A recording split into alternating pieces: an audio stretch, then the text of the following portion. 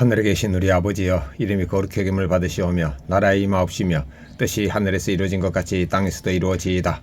오늘 우리에게 일용할 양식을 주옵시고 우리가 우리에게 죄 지은 자를 사하여 준 것 같이 우리의 죄를 사하여 주옵시고 우리를 시험에 들게 하지 마옵시며 다만 악에서 구하옵소서. 나라와 근세와 영광이 아버지께 영원히 쌓옵나이다. 아멘. 찬송가 피난처에 있으니 찬양 드리겠습니다. 70 통합창수가 79장.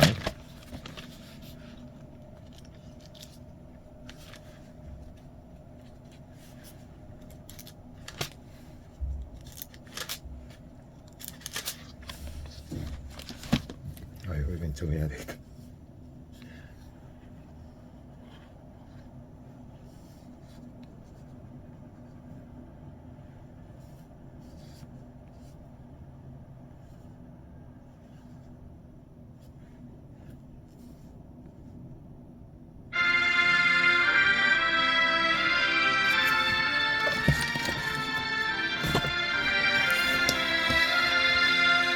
피난처 있으니 환난을 당한 자 이리 오라.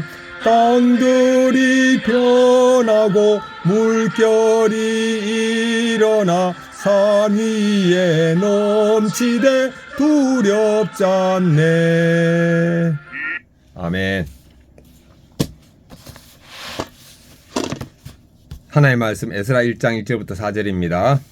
바사왕 고레스 원년에 여호와께서 예레미야 입을 통하여 하신 말씀을 이루게 하시려고 바사왕 고레스의 마음을 감동시키심에 그가 온 나라에 공포도 하고 조소도 내려 이르되 바사왕 고레스는 말하노니 하늘의 하나님 여호와께서 세상 모든 나라를 내게 주셨고 나에게 명령하사 유다 예루살렘의 성전을 건축하라 하셨나니 이스라엘 하나님은 참신이시라. 너희 중에 그의 백성된 자는 다 유다 예루살렘으로 올라가서 이스라엘의 하나님 여호와의 성전을 건축하라. 그는 예루살렘에 계신 하나님이시니라. 그 남아있는 백성이 어느 곳에 머물러 살든지 그곳 사람들이 마땅히 은과 금과 그 밖의 물건과 짐승으로 도와주고 그 외에도 예루살렘에 세울 하나님의 성전을 위하여 예물을 기쁘게 드릴지니라 하였더라. 묵상하겠습니다. 1절입니다.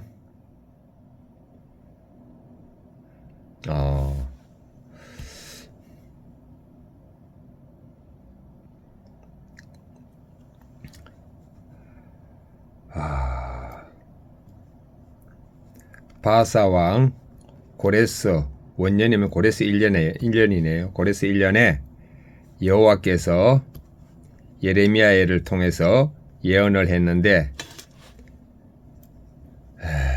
바사왕 고레스의 마음을 여호와께서 감동시키셨습니다. 2절부터 3절입니다.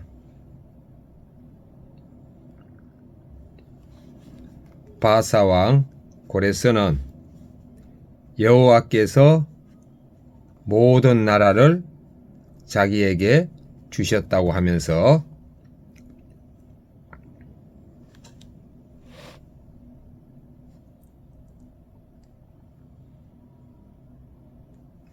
에스라를 통해서 예루살렘 성전을 건축하라고 명령하십니다.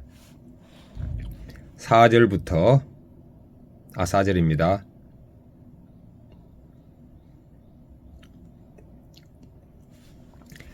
예루살렘 성전 건축을 위해 예물을 기쁘게 드리라고 했습니다.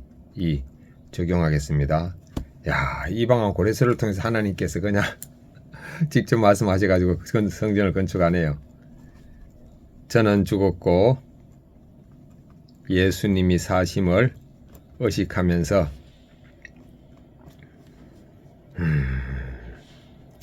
내 안에 성전을 거룩하게 건축하겠습니다.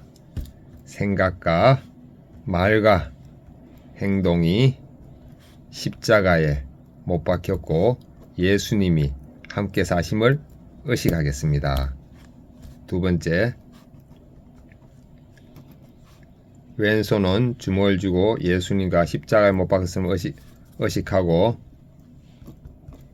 오른손은 주먹을 쥐고 예수님과 손잡고 있음을 의식하겠습니다.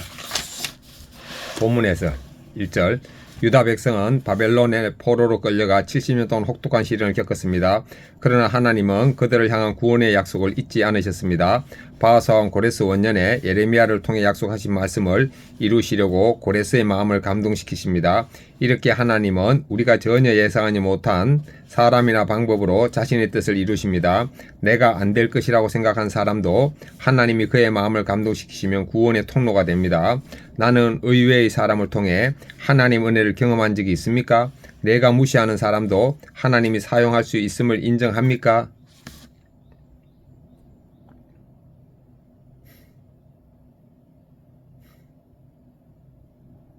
예, 의외의 사람을 통해 이강수님을 통해 주식에 대해서 큰 도움을 받고 있습니다. 2절 3절입니다. 고레스는 하나님이 자신에게 세상 모든 나라를 주셨고 예루살렘 성전 건축을 명령하셨다고 합니다. 그런데 나라를 잃고 절망에 빠져 살던 유대 백성에게 본국으로 돌아가 성전을 다시 세우라는 명령은 놀라운 소식이었습니다. 모든 것이 무너져 소망 없어 보이는 상황이라 할지라도 하나님 우리를 끝까지 포기하지 않으시고 회복의 역사를 일으키십니다. 이처럼 성도는 절망적인 환경에서도 포기하지 말고 하나님의 성전을 세워가야 합니다. 현재 내가 포기하고 싶은 힘든 환경은 무엇입니까? 가정과 직장에서 어떻게 하나님의 성전을 건축하겠습니까? 내가 십자가에 못 박혀 죽었음을 여김으로 건축하겠습니다. 4절 고레스는 성전 건축에 참여하지 않은 백성에게 제물과 예물로 도우라고 명합니다.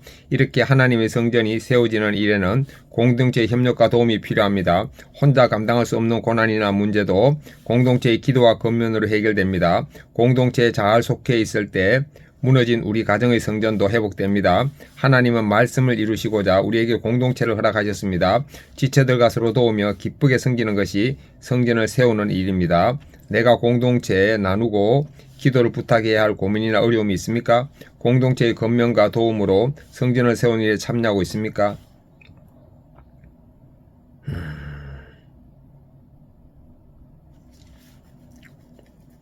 기도 부탁. 전도해서 교회가 부흥하기를 기도 부탁하겠습니다.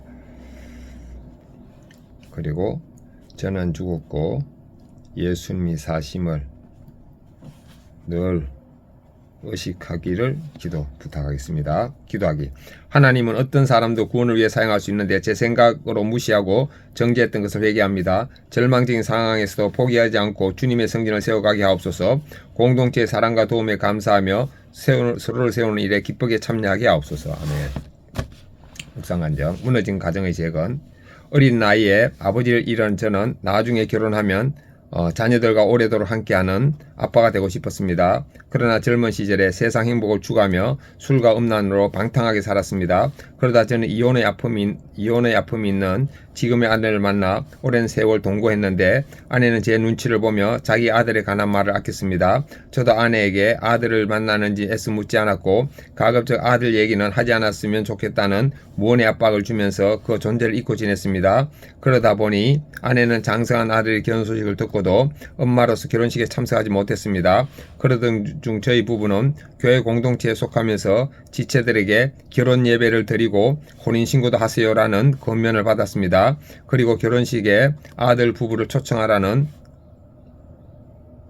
공동체의 조언에 따라 저는 예식날 아들 내외를 처음 만났습니다. 저희 부부는 아들에게 용서를 구하고 이후 손주들과 식사와 여행 등을 하면서 친해지려고 애썼습니다. 처음에는 아버지와 할아버지라는 호칭이 어색했습니다. 하지만 하나님이 마음을 감동시키심에 관계가 회복되었고 이제는 공동체와 함께 이들 가정이 구원받도록 기도하고 있습니다. 오늘 말씀에서 하나님이 바사왕을 통해 성전 재건 약속을 성취하는 것처럼 제 많은 저에게도 온 가족의 성전을 재건하라는 명령을 주셨음을 깨닫게 됩니다. 하나님 허락하신 새 아버지의 때에 순종하여 가정을 중수하는 역할을 잘 수행하기를 원합니다. 저희 부부와 아들 가정이 어느 곳에 머물러 살든지 여호와의 성전을 다시 건축하며 예물을 기쁘게 드리고 함께 예배하는 하나님의 백성이 되길 기도합니다. 적용 1. 손주들이 할아버지라고 부르면 어색하지 않고 안아주며 하나님 나라 이야기를 들려주겠습니다. 적용 2. 교회 전도 축제 때 아들, 부부와 손주들을 예배에 초청하겠습니다. 제 적용을 확인하겠습니다. 적용 1. 저는 죽고 예수님 사심 의식하면서 내 성전을 거룩하게 건축하겠습니다. 구체적으로 생각과 말과 행동에 있어서 예수님과 함께 십자가에 못 박혔음과 예수님과 함께 함을 의식하겠습니다. 왼손은 주먹을 쥐고 예수님과 십자가에 못 박혔음을 의식하고 오른손은 주먹을 쥐고 예수님과 손잡고 있음을 의식하겠습니다. 아멘.